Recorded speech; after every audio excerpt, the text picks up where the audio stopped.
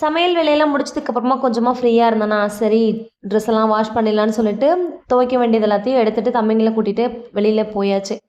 தம்பிங்கள வெளியில எப்பயுமே தனியா விட மாட்டேன். ஏன்னா, மாடியா இருக்குல்ல, டக்குன்னு ஸ்லிப் ஆயிட்டா என்ன பண்றதுன்னு சொல்லிட்டு, நான் வரும்போது மட்டும் தான் அவங்கள வெளியில கூட்டிட்டு வருவேன். ஏன்னா, எதுல வேணாலும் ஏறுவாங்க, குதிச்சுட்டா என்ன பண்றதுன்னு சொல்லிட்டு ஒரு பயம் இருக்கு. அதனால லாக் பண்ணி தான் வச்சுப்பேன் கதவ. நான் வெளில வரும்போது மட்டும் தான் தம்பிங்கள வெளியில அழைச்சிட்டு வருவேன். துணி துவைக்கிறதுக்குள்ள ஒரு வழி ஆயிட்டேன். செம்ம காத்தடிச்சிட்டு இருந்துச்சா, துணி காய வைக்கவும் முடியல, துவைக்கவும் முடியல. ஒரு வழியா துணியெல்லாம் காய வச்சுட்டு வந்தாச்சு. வந்ததும் தம்பிங்க ஆம்லேட் கேட்டாங்களா, சரின்னா உங்களுக்கு ஆம்லேட் ரெடி பண்ணேன். வெங்காயம்லாம் போட்டு தான் வேணும்னு கேட்டாங்க. அதனால வெங்காயம்லாம் போட்டு ஆம்லேட் ரெடி பண்ணி, லெமன் சாதம் ரெடி பண்ணியிருந்தேன். அதுக்கு காம்பினேஷனாக மீன் மேக்கரை வச்சு ஒரு கிரேவி மாதிரி ரெடி பண்ணியிருந்தேன். அது அவங்களுக்கு வேண்டான்னு சொல்லிட்டு எனக்கு ஆம்லேட் தான் வேணும்னு கேட்டாங்க. சரின்னு ஆம்லேட் ரெடி பண்ணி லெமன் சாதம், மீன் மேக்கர்லாம் வச்சு தம்பிங்களுக்கு சாப்பாடு கொடுத்துட்டு அப்படியே நானும் சாப்பிட்டேன். அவங்களுக்கு சாப்பாடு ஊட்டும்போது நானும் சாப்பிட்டா தான் எனக்கு சாப்பிட்ட மாதிரி இருக்குது. உங்களுக்கு எப்படின்னு சொல்லி மறக்காமல் கமெண்ட் சொல்லுங்கள். நாளைக்கு ஒரு